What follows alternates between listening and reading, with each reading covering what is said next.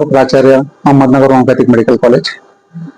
17 August 2026 रोजी महाविद्यालयाची intern doctor Gayatri Awtade, तिला आज सेकंड फ्लोअरवर गेल्यानंतर अचानक ती मूर्छित होऊन पडली. त्यावेळेस डॉक्टर जे काही इथं उपलब्ध होते त्यामध्ये डॉक्टर वाकडे, डॉक्टर रिजवान, डॉक्टर आवारे यांनी त्यांना अटेंड केलं. आणि त्या दिवशी मी एका अंत्यविधीसाठी बाहेर गेलेलो होतो.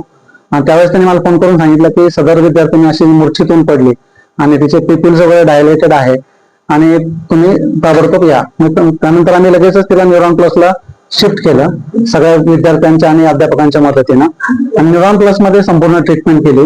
पण जेव्हा तिच्या पालकांना बोलवण्यात आलं आणि पालक जेव्हा तिथं आले त्यांनी सांगितलं की तुम्ही तुमचे प्रयत्न करा. म्हणजे हॉस्पिटलचे जेवढे ऑथॉरिटी होते त्यांना त्यांनी सांगितलं की तुम्ही तुमचे प्रयत्न करा. आणि प्रयत्न करत असताना त्यांनी असंही सांगितलं होतं की आमच्या मुलीला HOCM नावाचा आजार आहे आणि त्या आजारामध्ये ऑलरेडी आमच्या घरामध्ये तिच्या आईला म्हणजे गायत्रीच्या आईला हा आजार असल्यामुळं त्यांनी ICD इम्प्लांट केलेला होता की जो डिफिब्रिलेटरचं काम करतो. तर तिची अपॉइंटमेंट सुद्धा दुसऱ्या दिवशी घेतलेली होती त्यांनी कार्डिओलॉजिस्टची. पण त्यापूर्वीच ह्या घटना इथं घडलेल्या होत्या.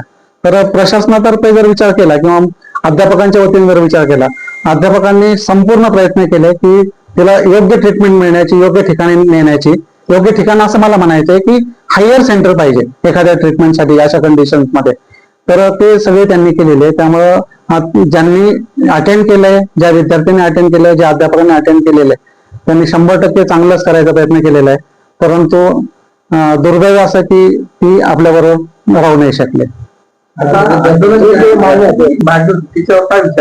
विद्यार्थ्यांनी ज्या मागण्या केलेल्या आहेत आता आम्ही आमच्या मॅनेजमेंट ट्रस्टींची सभागृहात चर्चा केली आणि ज्या मागण्या त्याच्यामध्ये फार ज्या काही अशा फार मोठ्या असं मला म्हणायचं नाही काही, आणि फार किरकोळ असंही म्हणायचं नाही. ज्या गोष्टी उपलब्ध आहे त्याच्यामध्ये एनहान्समेंट करायची आहे आणि त्या गोष्टी प्रशासन आणि मॅनेजमेंट ह्या पूर्ण करतील. आणि त्यांनी एक वेगळी मागणी केलेली की त्या अध्यापकांचे राजीनामे घ्या. सर ऍक्च्युली ते रिस्पॉन्सिबलच नाही असं माझ्या दृष्टीने मला माहिती आहे.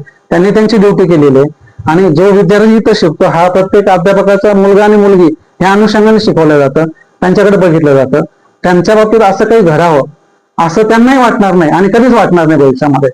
तर त्यांनी सगळी व्यवस्था केलेली होती आणि त्या रिलेटेड जो काही रोष त्यांचा आहे तर त्या संदर्भात आम्ही सांगितलं की ह्या सगळ्या गोष्टी पूर्ण केल्या जातील. आणि त्यांचं म्हणणं आहे की टार्गेट आज आंदोलन झाल्यानंतर आम्हाला टार्गेट गेल्या 1989 पासून महाविद्यालय आम्ही रन करतो सर. अहमदनगर होमिओपॅथिक शिक्षण संस्था आहे. महाविद्यालयाचं नाव अहमदनगर होमिओपॅथिक मेडिकल कॉलेज आहे. भविष्यातली आणि भूतकाळामध्ये पूर्वी ज्या घडलेल्या एकही केस नाही ज्याच्यामध्ये कोणाला टार्गेट केलं जात. आणि टार्गेट कशासाठी करायचं हा एक मुद्दा आहे. काहीच कारण नाही त्याच्यामध्ये. आता त्यांचं आंदोलन झाल्यानंतर होऊ शकत नाही, काही कारणच नाही ना त्याच्यामध्ये.